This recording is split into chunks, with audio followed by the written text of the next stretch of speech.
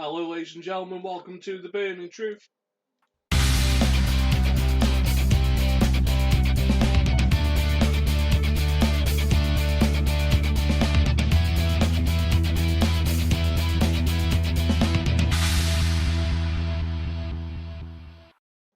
Hello, ladies and gentlemen, welcome to The Burning Truth. This is New Year's Eve. This is the place to be. It is me, the man, the myth, the legend! Nathan Goff. Across from me is the bad boy of British wrestling, the always incomparable, the always entertaining, the potentially returning bad boy of British wrestling, and the man that makes a crossbody look like a finisher. It is Matt Burns. I thought you were going to go for the middle name then, which you're welcome to, which is Nigel. Let's get that out there. So, we're on the New Year's episode. Yeah, so it's going to be a little bit of a quick one, because everyone's got things to do on New Year's Eve, you know. We have special events, we have special moments, we have special times. So, it'll be a little bit of a quicker one. It's just something to get out there. We said we'd come back after a week off. We've obviously knocked out the Christmas message for you, which was done last week. We've recorded some content for Tippity Games, or TBT Games. Yep. So that's been done, which has been released today as well. And we've also had a witness of World of Sport. Yes, we have watched World of Sport, which is why we're here as well. So we're going to have a quick chat about World of Sport, but we want to kick in with our honours list. You know, yeah. Today, Mo Farah and Andy Murray are receiving knighthoods. Yeah. And Jessica Ennis-Hill is receiving a damehood. So, we thought we'd continue with our best of 2016 honours list. Which we actually started just before Christmas. So let's kick in. So, one of the awards we said we'd talk about is Best Entrance of 2016. It's a hard one, this one is. So obviously, we're going to have to chuck out the entrances which everyone's talked about. So, you've got Shinsuke Nakamura. Now, do you use his first one in the match against Joe, or do you use the repeat? Oh, it's hard because if I was going to pick one, the first one was better.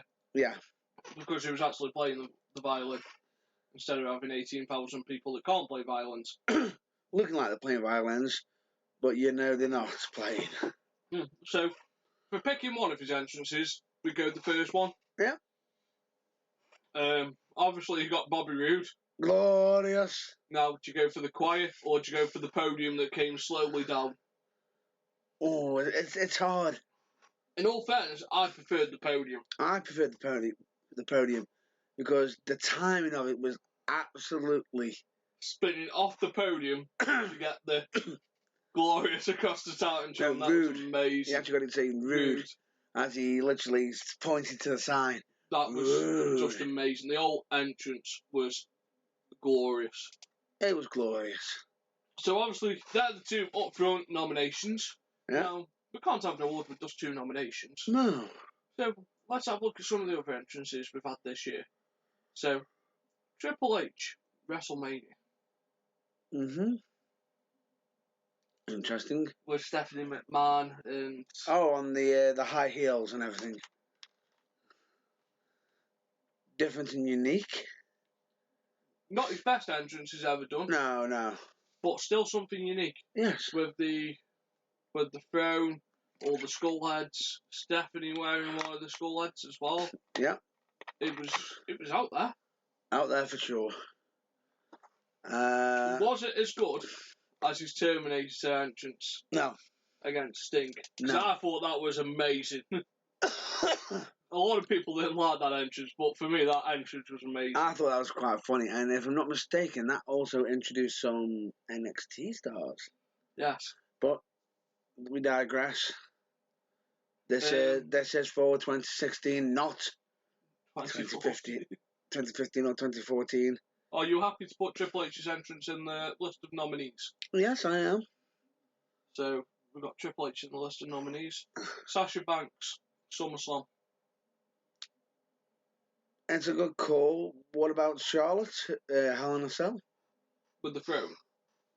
Did she have the throne at Hell in a She Cell? had the throne at Hell in a Cell. I am right in thinking that Sasha Banks had the car at SummerSlam. The limousine. No, yeah. she had the car at Hell in a Cell as well. That's like a stock special entrance now, isn't it? Pretty much. She had a dream. So we'll include one of them. Do you want to go with Charlotte's? Charlotte's was a bit more unique. The problem I have with Sasha's car thing, the car thing was been done to death. It was used by Alberto Del Rio. It's been used by a former wrestling god with his limousine. The only car one that I think that I'll never forget ever. Viva la Lata. Eddie. There was no way beating that. Are you happy to include Charlotte? I'm happy to include Charlotte. And then finally, the New Day. I got one more after. At WrestleMania. Coming in like Dragon Ball Z. Like a couple of badasses, but here's one for you.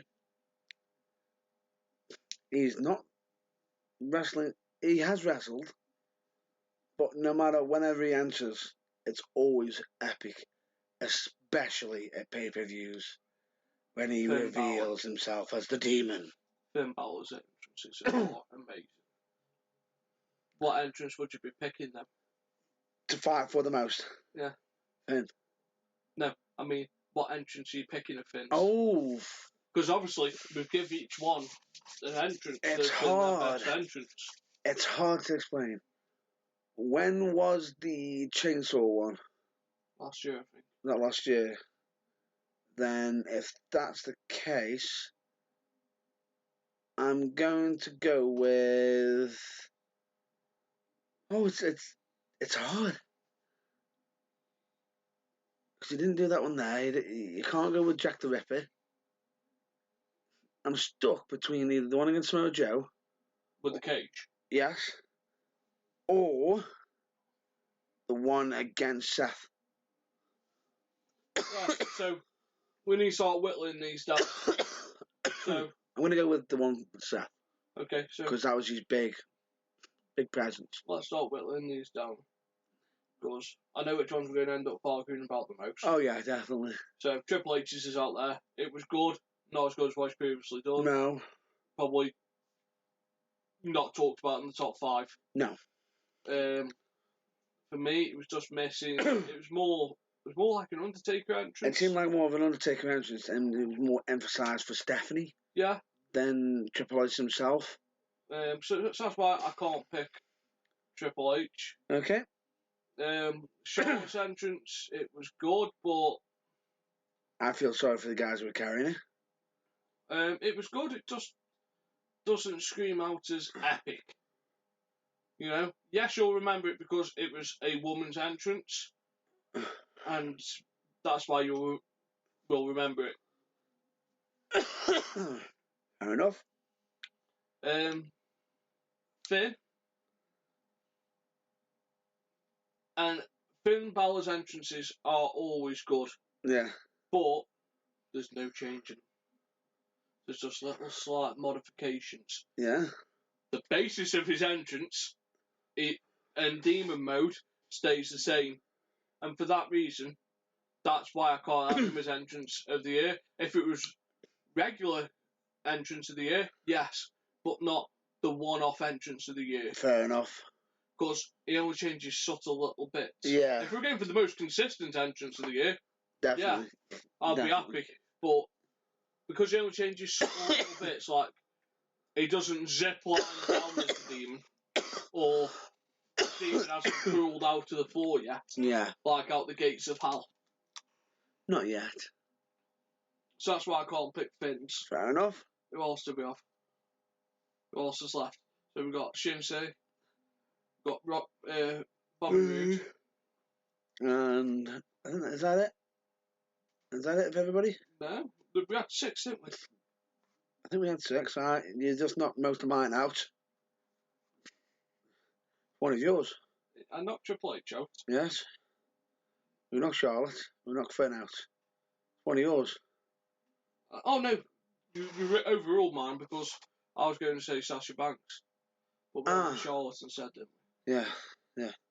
So it looks like we're down to the final two. Bobby Roode versus Shinsuke Nakamura. And the other says, aren't they fighting at the next? And they're both from NXT. Yeah. Where the art of an entrance has been reinvented. Hallelujah! Hallelujah! And entrances are made there.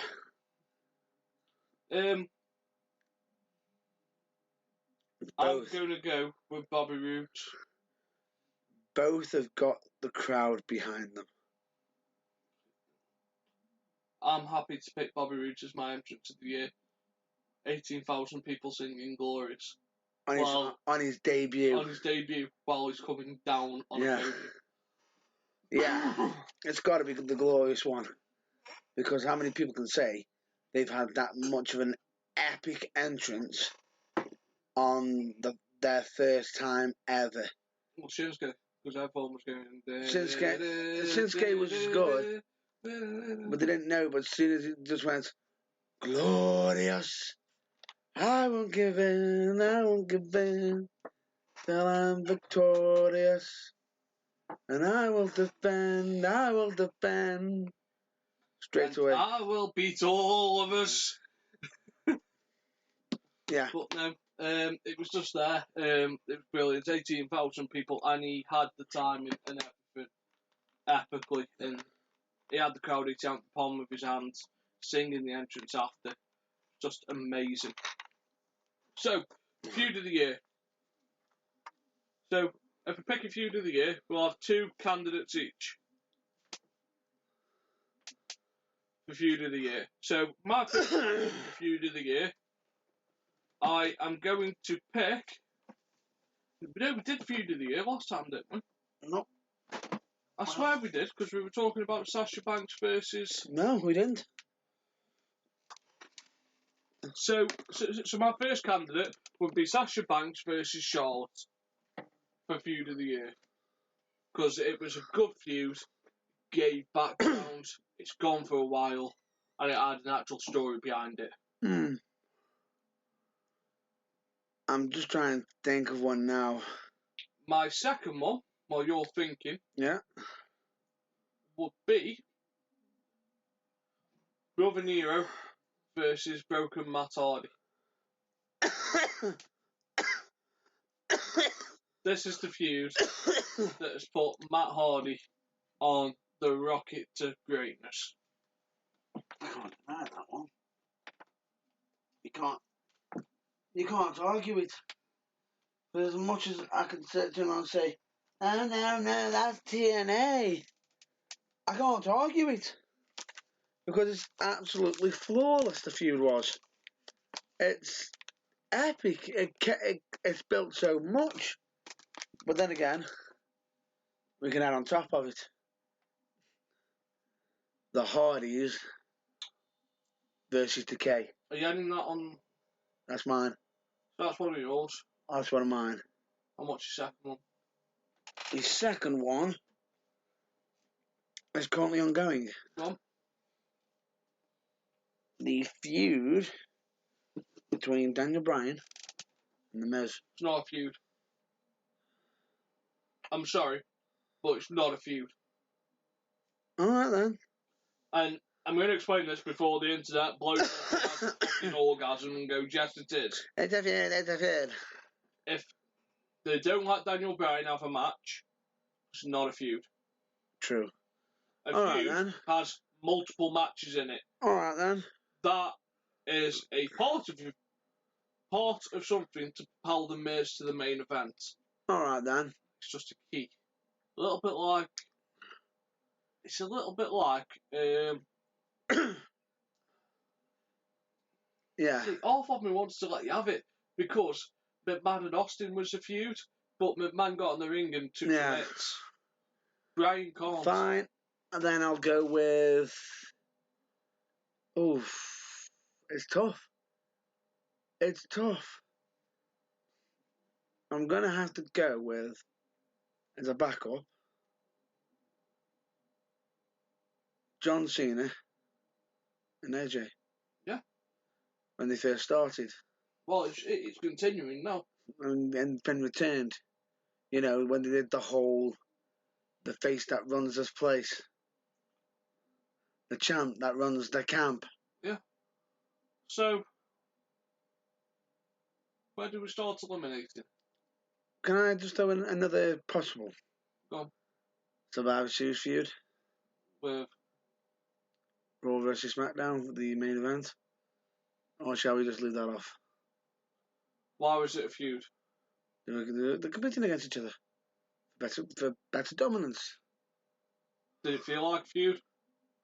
Because it does felt like... Shane felt like it. Because it does felt like just throwing some spaghetti against the wall. And seeing if it stuck. Yeah.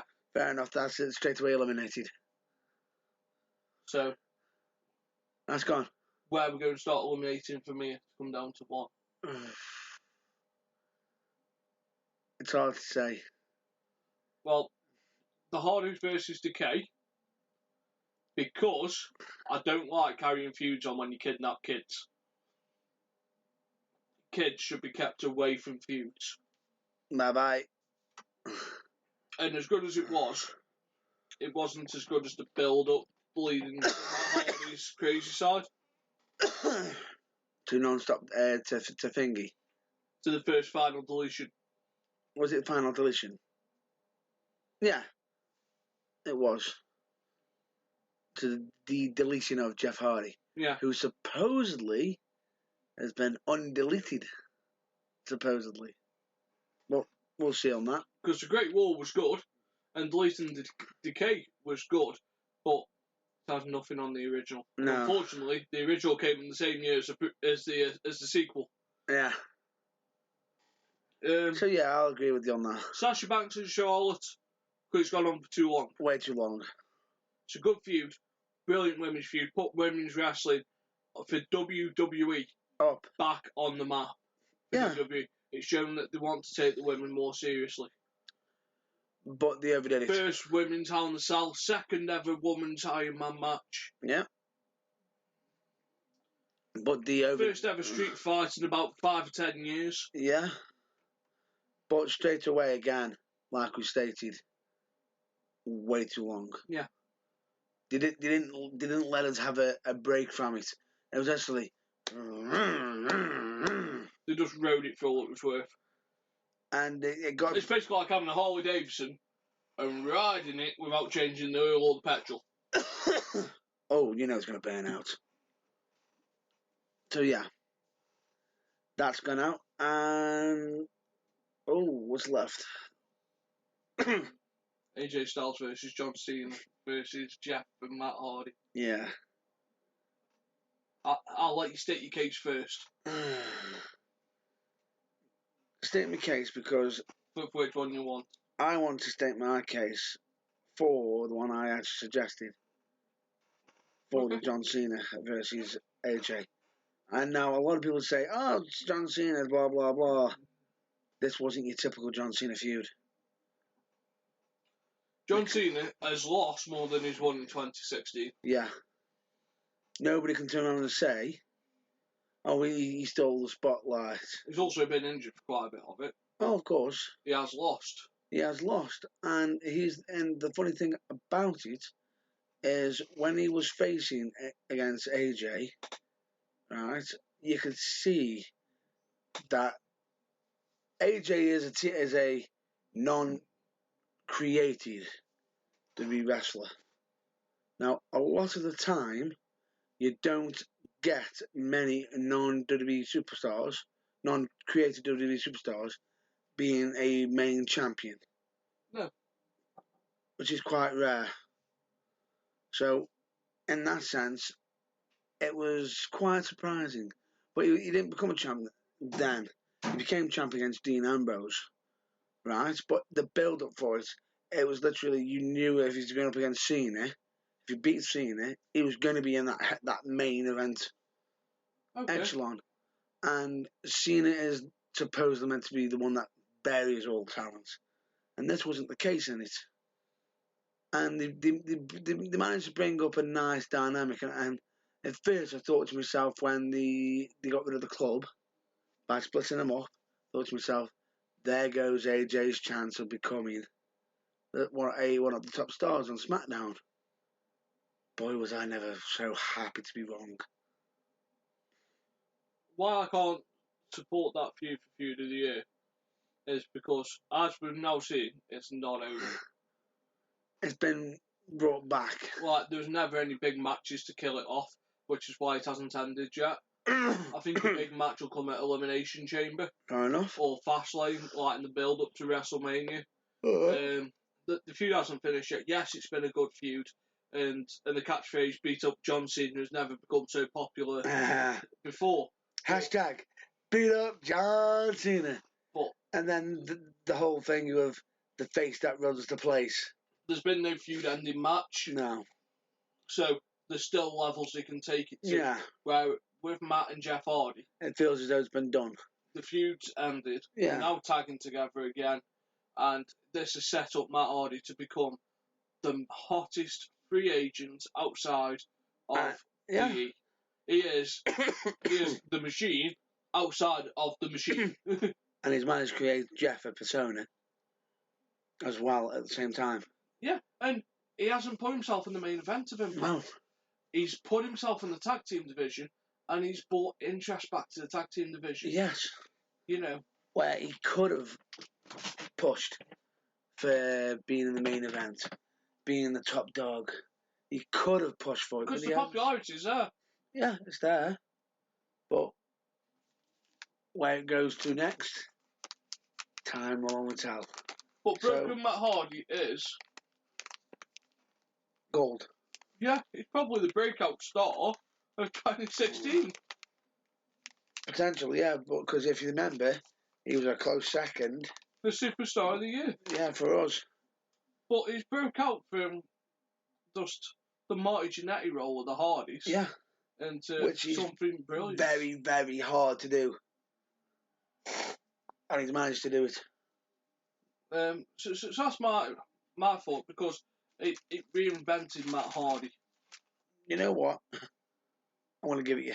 And it's nice to actually recognise that we watch something other than WWE. I'm going to give it you. I'm going to give it you on the simple fact it's a great feud. It brought dynamic, and they haven't just done it the traditional way. They've done it very uniquely. So I'm gonna follow your lead, throw mine out. You know, beat up John Cena. Sorry, you're second place. And then first. In all fairness, John Cena versus AJ Styles could be the feud of 2017. Potentially.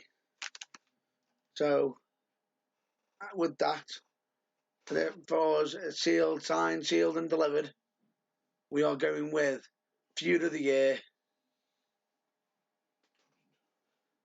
The Hardys. The Hardys, well. Matt versus Jeff. The deletion.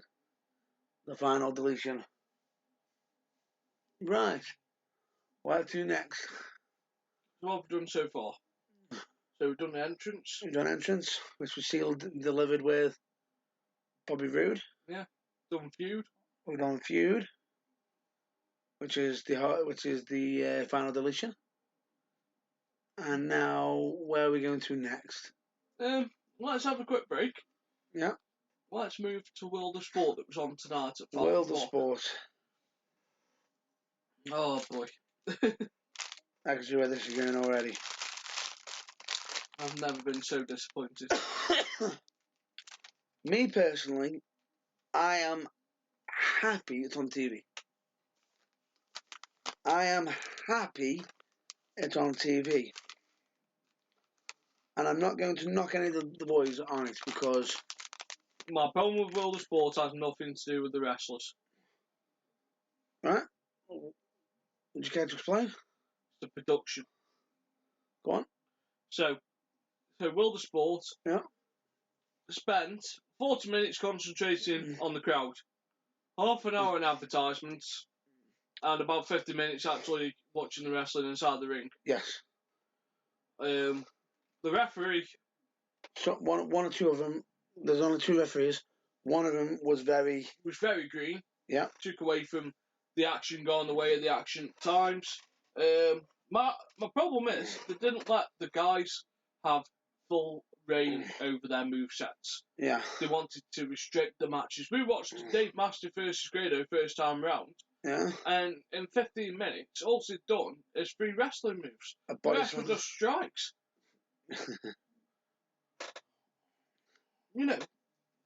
Where's Mastiff like throwing a couple of hip tosses in? Doesn't have to be mega offense. I'm not expecting him to do a handspring elbow into the corner, but I just want some offense apart from a punch and a kick. It's wrestling. It's not MMA. If I want to see someone punch and kick someone, I'd just watch the MMA from last night again today. Ooh. I want wrestling. He's gone there. I want wrestling. Right. Not Miss Martial Arts, not watching the crowd. It was great to see half the people we knew in the crowd, but definitely, I'm pretty sure that they'd rather see the wrestling as well. Now, there is one segment that really got my... And you watched me almost burst a blood vessel. And this was in a match for Aligero versus Zach Gibson. Yeah. Do you know which moment was that? The table spot. Now, if you're going to have a table spot, what must you do? Show the table spot. Show the table spot. How much of the table spot did you see? None. Why? Because he flashed to the crowd. Now, they used to do that with WWE on Channel 5. Yeah. Oh, too violent. That's fine. I understand that. But you're just taking away a big moment of the match. All because you didn't want to see a little bump on a table. Yeah.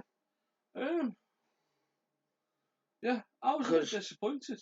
In all fairness, you could have given that World of Sport Wrestling slot on ITV to another British company, and I reckon they would have done a better job.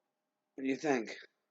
Could have given it to WCPW, could have given it to PCW, could have given it to Southside, ICW, and I think they would have put a better show out.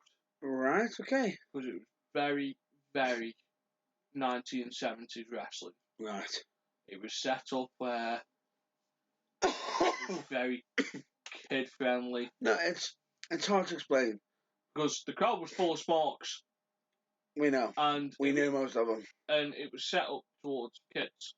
Like, it was very, well, this is the bad guy. I will not allow cheating and... No, they're not all after cheating. They've come to see quality matches. Yeah. Like, they're trying to treat us like it was World of Sport 1980s again. I don't want to see World of Sport 1980s. I want to see World of Sport 2016, where you can come and be amazed by the quality of the technicians we've got. For fuck's sake, we've got Zack Sabre Jr. Where is he? Elsewhere. Surely for the biggest showcase. They brought in someone that I don't even... and probably half the British population couldn't give a fuck about. Go on. And Harry Smith. They didn't call him Harry Smith. They called him David Boy Jr. David Boy Jr. D.H. Smith. Formerly D.H. Smith. I know. And his half and half pants. Where was Mr. Brexit tonight? Not signed.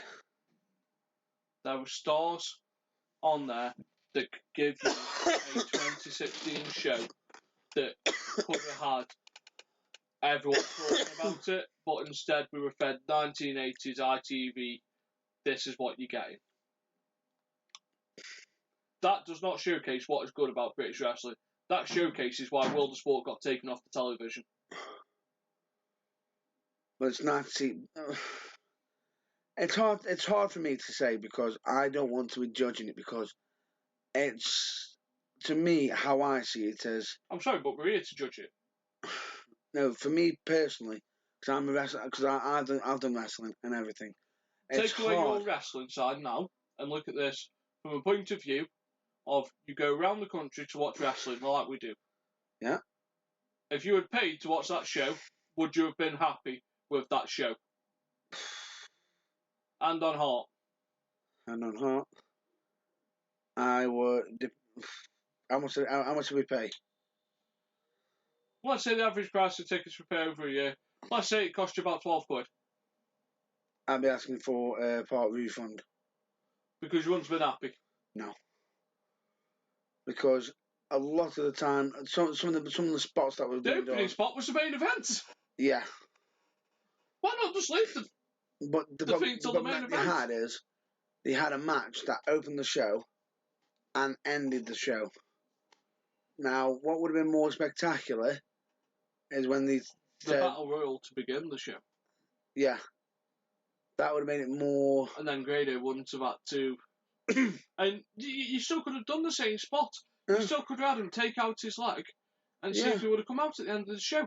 Instead of having all the arguments backstage, you could have got backstage in the medical room with him having his leg treated. And saying how badly he's injured. Yeah. But this is just simple. It's like Wrestling 101. Don't make someone wrestle 3 times if he doesn't have to. You know, we don't make Usain Bolt run 3 times in a day. and expect him to beat world records. I was just disappointed. It could have been so much more, and I think it would have been so much more if it was given to one of the other wrestling promotions who has been writing British wrestling for the last couple of years. Not chuck it to a couple of people who wrote World of Sport in the 1980s. Fuck me.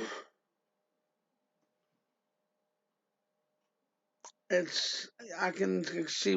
The wrestlers, they're brilliant with what they had.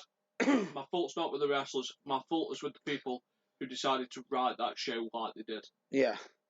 Your fault was how it was presented, not with the actual workers themselves. No, because the workers they had on there, most of them are quality. Most of them are top-notch, world-class. There's a couple of stars that were missing from there. I would have broke the bank to have got Zack Sabre Jr. in there. Yeah. And would it have been nice to see Finlay just make a little one-off appearance? I'm sure WWE would have allowed it. Nope. They supposedly meant me against it. Supposedly. I'm pretty sure for nostalgia's sake, once it does beat the UK Championship, with arguably 16 guys that weren't on there as well. So the UK Championship might be able to showcase you what's going to be British wrestling. Like, if you look at the British wrestling roster and what you saw there tonight, would you have booked half them show on the UK Super Show, half them guys on the UK Super Show? Some, yes. Would you have booked that show? If you had unlimited access to the UK pool, I want to book it that way. Which you would have before, because the WWE Championship for the UK has only been announced after that's recorded. So I would not have done it that way. So you would have had access to Malin. Yeah. You still have access to Malin. You still have access to Malin, because Malin isn't in the... Joseph Connors. The star on the rising. If I'm not mistaken, you got Drew McIntyre. Not McIntyre. Is it McIntyre? Drew McIntyre, yeah. But he isn't called Drew McIntyre anymore. No. It's Drew Gallo. Drew Galloway. Yeah, Drew Galloway. Joe Hendry. You got plenty of stars there, automatically. You could have had Big Damo before you got Kirby. Yeah, Martin Kirby. One of the most over. Well over people. I would have given Shaw Samuels a singles match. That's Wolfgang. Wolfgang's is the WWE. But this was booked before. Yes, booked before. So they could have got Wolfgang. Could have, but then as soon as WWE did what they did, ITV then started throwing out contracts, which is why it might have pulled a lot of people out. Doug Williams, Mr. Brexit. Good call. It would have been a good call. There's plenty. I can understand what you're saying. There's plenty of talent out there. Here's the thing. Could have enhanced the show. The talent that they've got is amazing. Oh yeah, brilliant. amazing. There was just a few that I would have had to showcase the all-round potential. Potentially. Because But a lot of the styles there were clashing. So Kenny Williams is very similar to what El Ligero does. Yeah. But the funny thing about it is, when they actually get down to what they might end up doing, they might end up showcasing that on the next episode. I think they're keeping the roster the same for the next episode. The problem is if they are, they need to change up the format because they can't keep having the main event starting the show and ending the show. Yeah. Because that doesn't do it any favours. But anyway, overall, I thought it was a nice return for British wrestling. For mainstream TV for in the UK, it's absolutely brilliant to see it back on TV. I do think the way they presented it with the whole main event being the first match and then main event being the last match, exactly the same. It was like as soon as you started knitting it down, they were doing little small things, small mistakes like they had a battle royale. We got a mystery person. They didn't reveal the mystery person until the final four. Or final three ran looking like Greg was going to get double teamed and then revealed him. Well, straight away, any wrestler who was in that match, if they were trying to make this look legitimate, would have a grievance of him entering so late. Yeah. There's so many things that could have been done differently. Other than the fact how they did certain presentations, I want to book it the way that they did. And the only one major point I will clearly state. They need work on camera presentation. The 3 points I'll point out. Camera presentation. Don't keep aiming at the crowd. Fine and dandy, having the crowd on, but while you're looking at the cam, you're looking at the crowd for their reaction, what are you missing? The match inside. Ring action.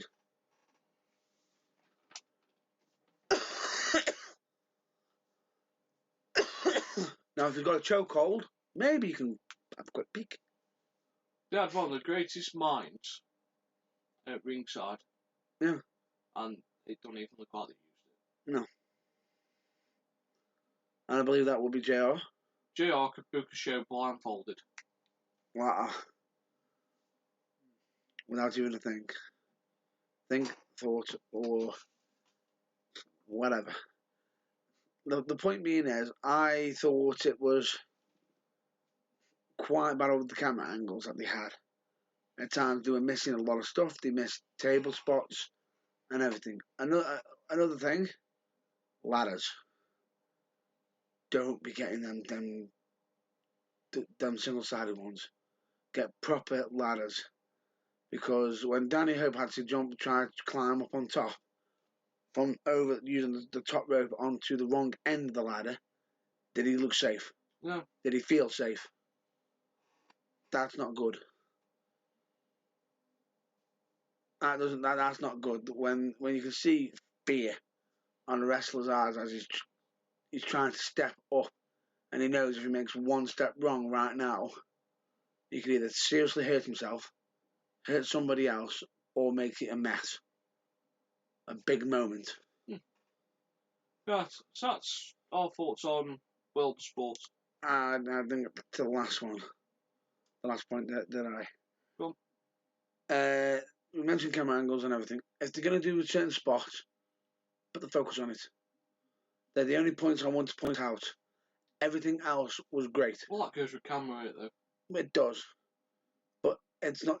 And with referees, it's okay having some of the referees in there having a bit of guidance, but a lot of the time I felt as though one of the inexperienced referees he's walking around, but he ended up almost being involved in the match.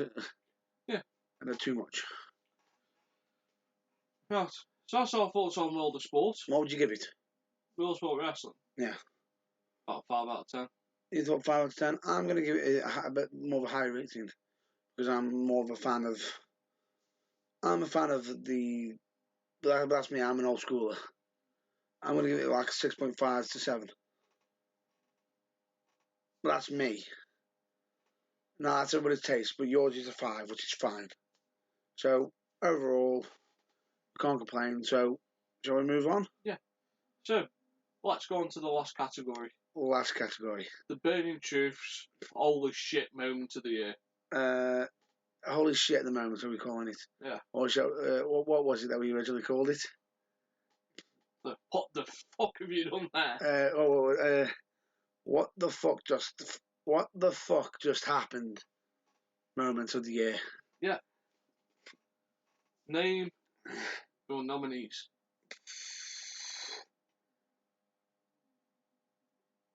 It's hard to say. Goldberg beating Brock Lesnar in 3 moves. Yeah, that's a good one. That was shocking. That was shocking.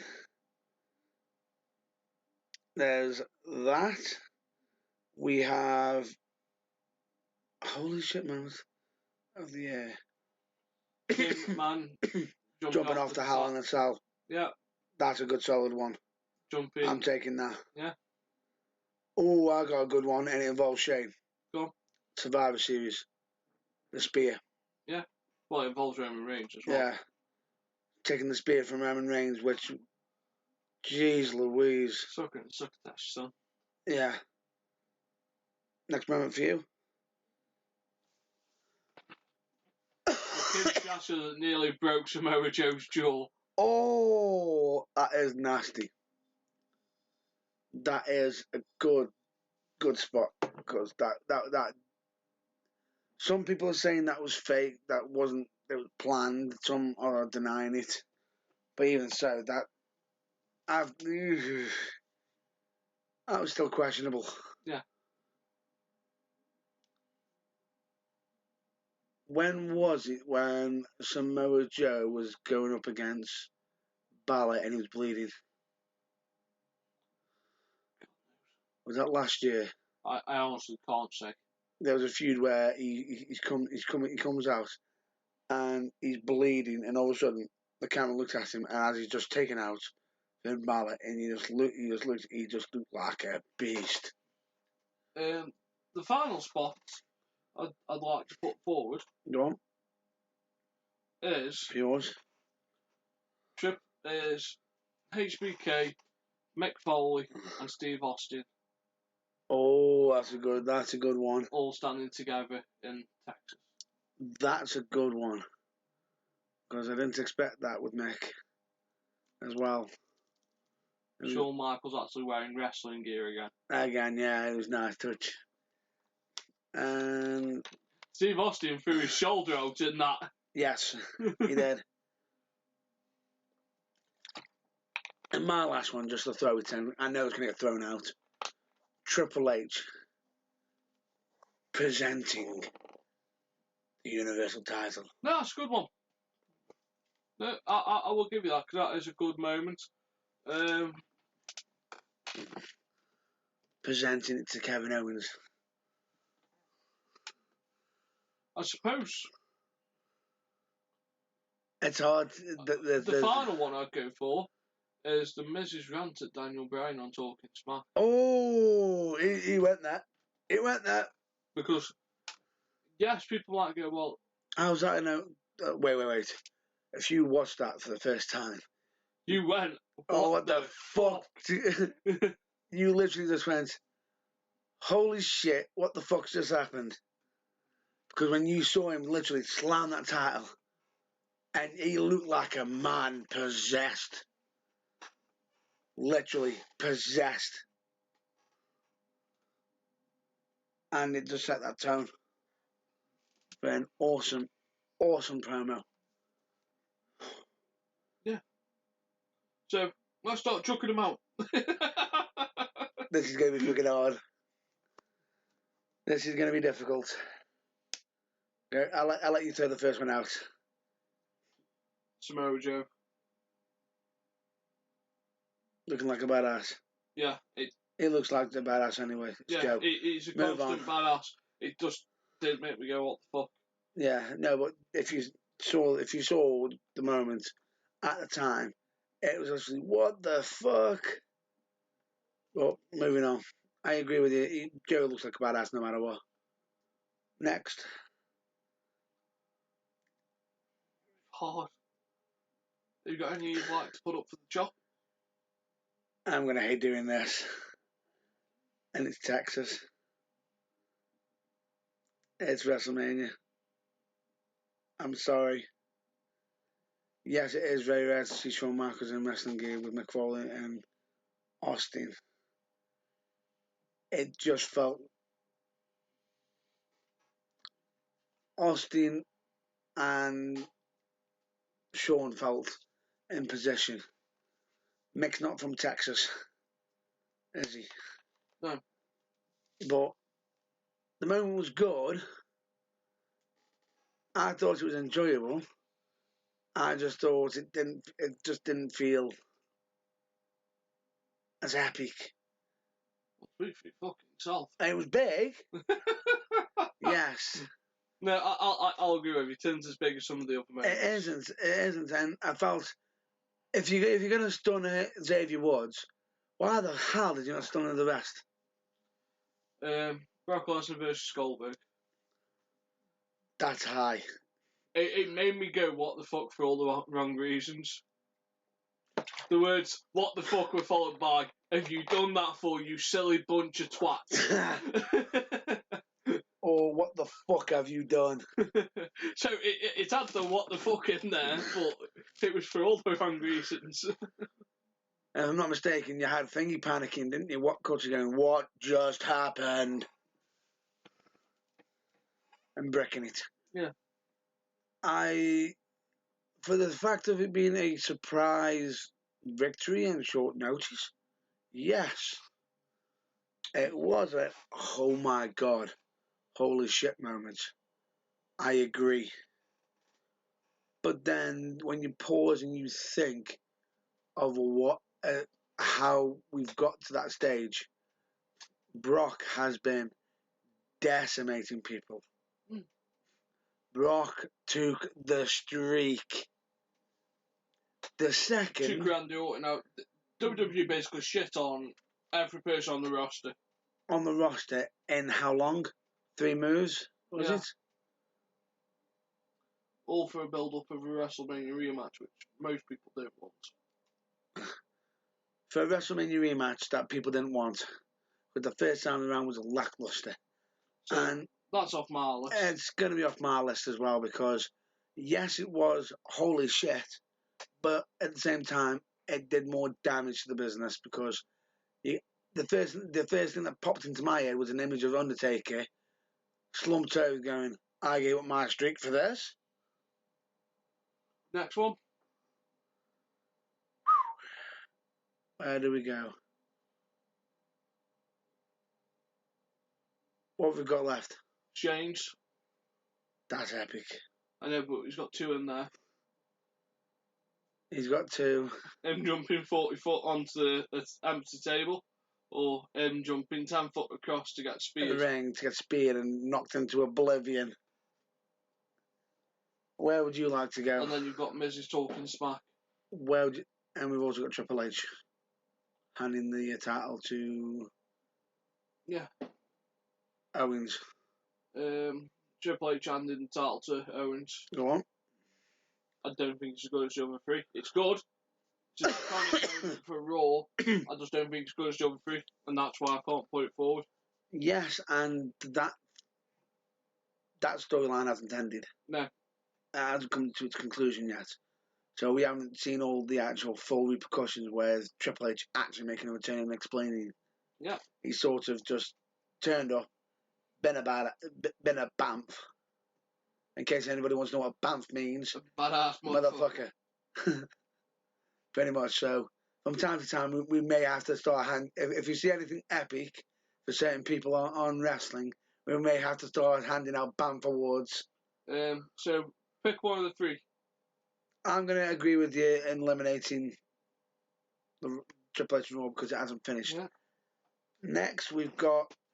It's tough because as much as I would say holy shit because of the talking smack, there's no wrestling involved.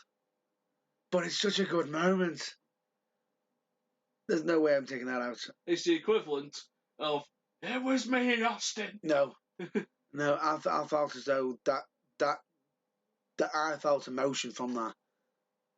You can see in his eyes pure emotion, which is very rare in certain promos nowadays. You can see the frustration in his eyes. He was absolutely livid that people called him the coward. How many people can you say? Now, if that was Roman Reigns, could he have given a promo like Miz? No. Why? It would have been, It would have been awful. Suffering succotash, whatever crap they give him. Miz went out and he poured his heart.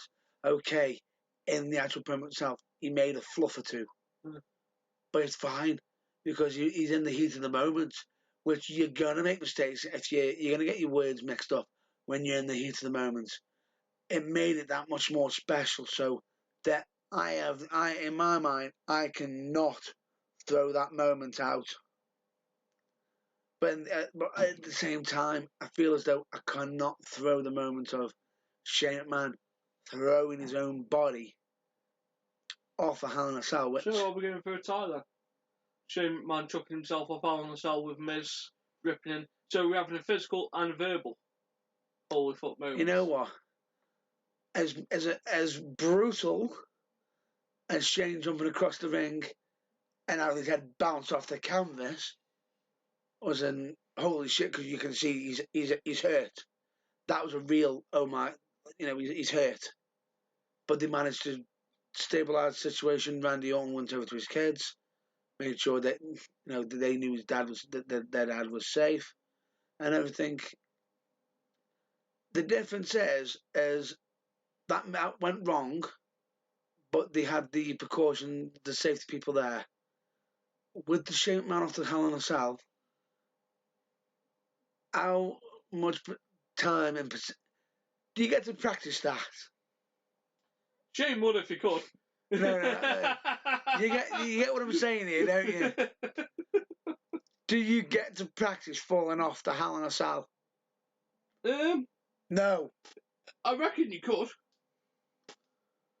If you got one of them airbags and put it in the place where the table is, you can't practice the impact, Right. but you can practice the fall.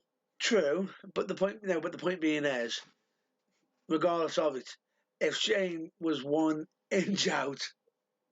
But so what I'm saying to you there is you can't practice falling. Well, yes, you can practice. I'm not saying practice the falling. I mean the danger of if you got it wrong. Yeah. If he got that wrong there, how seriously could he have gotten hurt? Oh yeah. Mick Foley took a tumble. He was thrown off. He didn't jump off willingly, and a lot of people don't realise this fact. Every person that's gone off the Hell in a Cell, how many people actually willingly jumped off the Hell in a Cell themselves?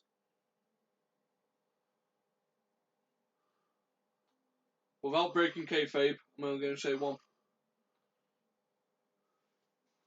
Rikishi. He was thrown off. He wasn't. He was kicked off. No, he was pushed off. Thrown off by Taker to make him famous. I thought he was kicked off. No, he was pushed off. He was thrown off from like a modified, which should have been a chokeslam. I know, but if you're jumping off it, you point it in your own hands.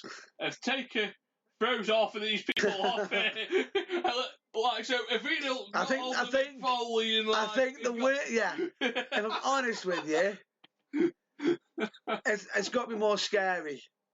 Either way, because in one case, I'm gonna throw myself onto that, or shit, I'm going. There's no. Wait a second. What? Oh shit!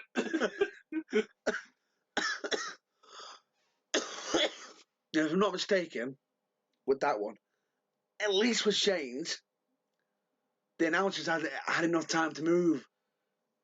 Where, if I'm not mistaken, with Mick Foley's and Shawn Michaels. they didn't have much time, but they could see he was teetering. But when you saw Mick Foley come flying off the top, did the Spanish announce team have enough time to move? I can't remember. The second time Mick Foley went through the cell, Yes. did the referee have a chance to move? Because the referee didn't go up with him. No. He stayed in the ring. Yes. And I think he got hit by the chair, didn't he? Or no. he was close to getting hit by the chair. He was close to getting hit by the door. Because the chair hit Mick Foley on the head again, he was close to getting hit by the door. Oh, not the door, the roof. Yeah, the part. And as he came down, hit by the chair or something. It was the chair leg. Yeah. Hit him in the tooth of the mouth, which pushed the tooth through his mouth and into his nose. Which then, if you watch that footage, you see him turn and you see the tooth in his nose. Oh. It's one of Mick Foley's scariest times, that was. So, are we having a verbal and a physical? I'm going to go with verbal and physical. Okay. Verbal, for verbal, Mares. Physical, just for the gonads to jump off. Right, so we're going to wrap this up nicely now. With the awards, we're going to have one each. Yeah. Instead of picking one, I want your feel-good moment of the year. Oh. What has been the moment that has made you go, that's why I like this business?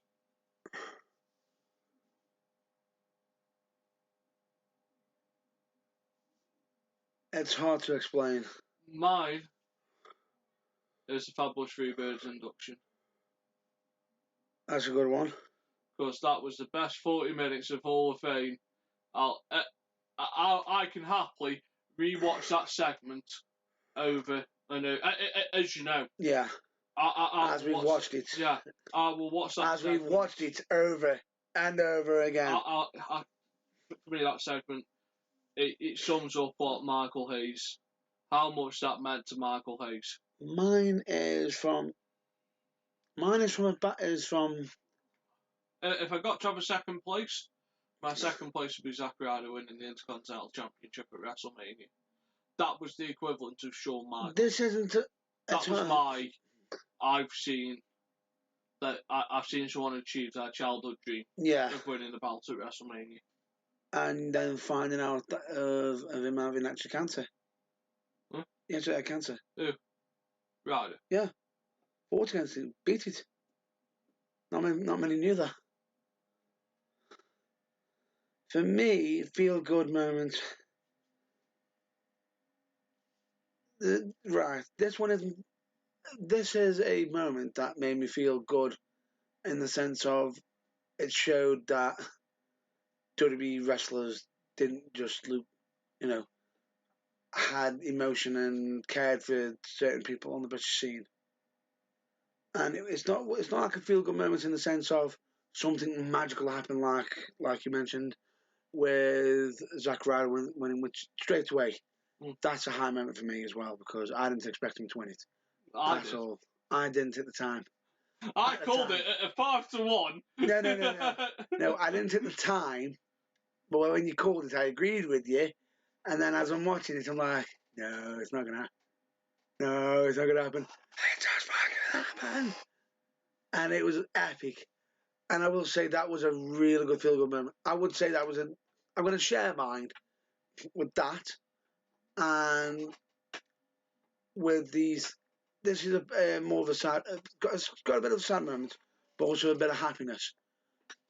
Chris Travis. Yeah. The fact that he did all the charity work and everything, and it was the fact that a lot of WWE wrestlers acknowledged him and showed that they were willing to have support for him. Chris Travis for the Royal Award 2017. Should be happening. Should happen.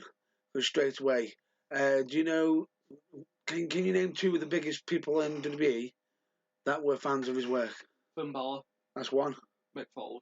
Mick Foley, straight away. You just named the two that come straight to mind. And not to mention Regal. Oh, Regal as well, of course. But the point being is, he's also got like Chris Masters, who's a former wrestler of WWE, who's also an avid fan, who was trying to put his name across the board straight away.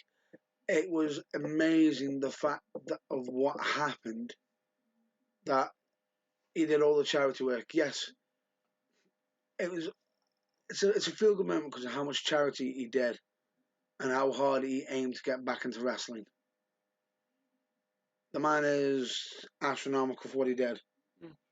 Amazing, a true credit to his work and to his craft. And I just thought it was a nice touch for WWE to acknowledge it, even if it was just for a brief moment. Yeah. So, with that, folks, that's going to be the end of this episode. That is going to be the end of this episode. It's going to be the last episode for 2016. Is it? Oh my god, I can't believe it! In a couple of hours, we'll be looking straight down the barrel at 2017. Please, everyone, remember that there is a leap second this evening. So, when it goes to 23:59 and 59 seconds, remember you've got an extra second before you can go Happy New Year to everyone. Just remember, please, please, please, please, please, please, please remember. But other than that, folks, stay safe. Stay safe. Thank you to everyone who have backed us this year. Yeah. Who have helped us to move forward. UK Wrestle Fan Zone. Like to say thank you to the Bull League that have helped publicise us this year. Yeah. And we do have certain messages to go out there. We always recommend you check out your local wrestling. Because it's New Year, please drink responsibly. Make sure to get home safe and sound and everything. And enjoy your time with whoever you are. Hope you have a fantastic new 2017 year as we look forward to it ourselves. Yeah. So from the Bad Boy of British Wrestling. From the Bad Boy of British Wrestling and from the man, the myth, the legend. We wish you a happy new year. We do. And just before I got interrupted, Nathan Goff. Let's not finish that off. Right. Other than that, folks, happy new year. Happy New Year, and we will be back, if I'm not mistaken, next week. Yes. At our usual scheduled programming time of 9 o'clock. Or 3 p.m. Western. Potentially. And if anybody wants to check out our TBT games and everything, please check out it on the YouTube channel, which is The Burning Truth on there as well. Yeah. So stay well, stay safe, and see you next week. Bye, folks.